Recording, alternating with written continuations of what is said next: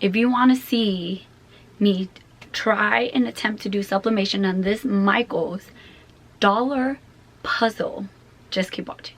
If you're new to my channel, my name is Leslie. My channel is all about crafting on a budget. I do Cricut, sublimation, and kid craft videos. So if any of those things interest you, please subscribe, give this video a thumbs up, and hit the bell notification button so you'll be notified every time I upload. And let's get into the video.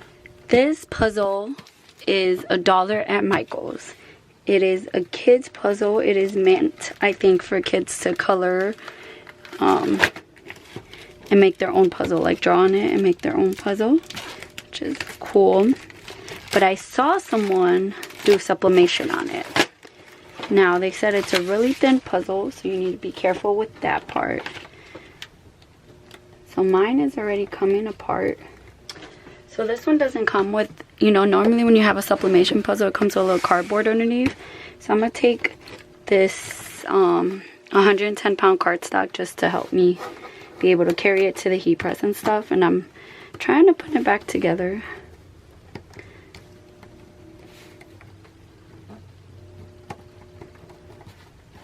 Okay, that's 2 pieces. Okay,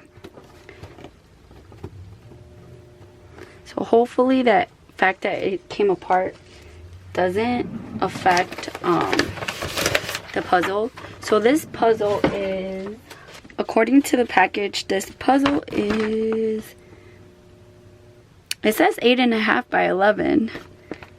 I don't think that was true when I measured it. So I printed out a design. Oh no, it got wrinkled. Hopefully that'll be okay. Printed out a design on 8.5 by 14 paper, because you need a bleed, and the whole design didn't fit on one. So I am going to cutting this and placing it together. Hopefully it turns out. I just found a, oh man, it ripped. I found an image on Google.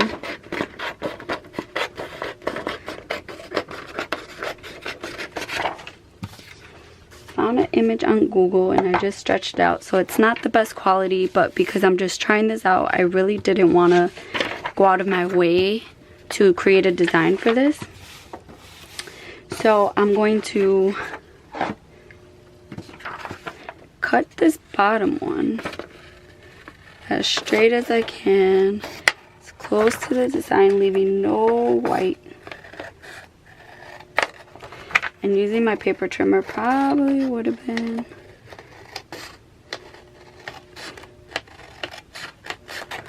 much better for this. Okay, so we're going to take our design and we're going to bring it up to our top design. And it's going to overlap, which is why you want to make sure there's no white parts. Okay. And we're going to match it up.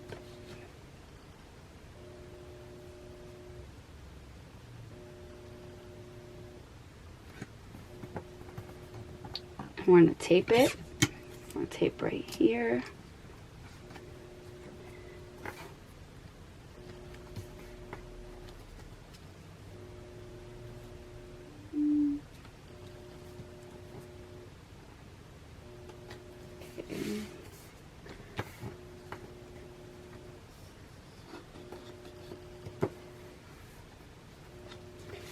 Make sure that everything is lining up perfectly.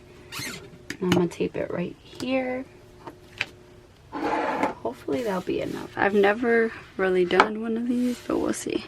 Okay, so we're gonna bring it over to our puzzle. I'm gonna flip it over so that I can see where the puzzle kind of, make sure we take off the sticker. It has a little sticker on the back, which would probably melt with the heat. Take that off. Okay.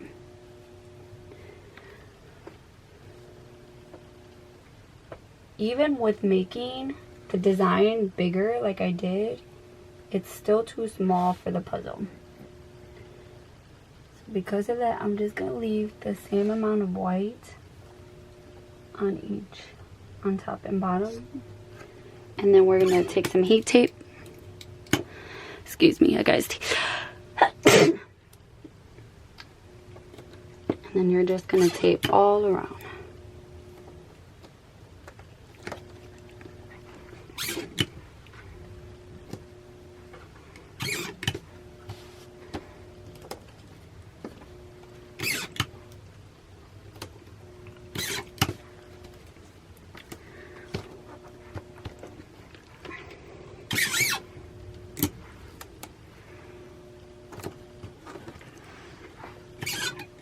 I don't know if this will help, but I'm just gonna put some heat tape in the areas where the puzzle is kind of like falling apart. See if that helps it just stay in place a little bit better.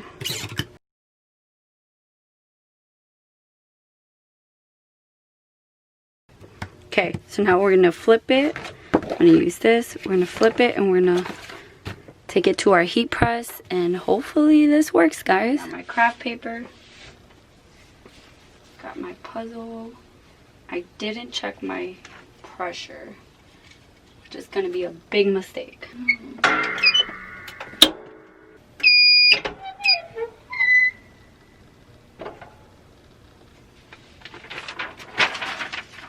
Okay, so we're gonna hold it down.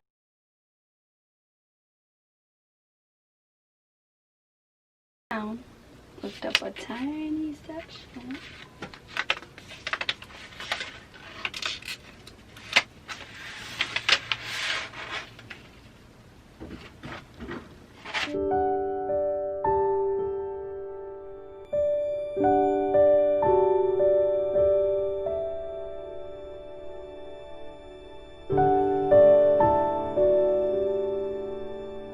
So this is how the puzzle turned out.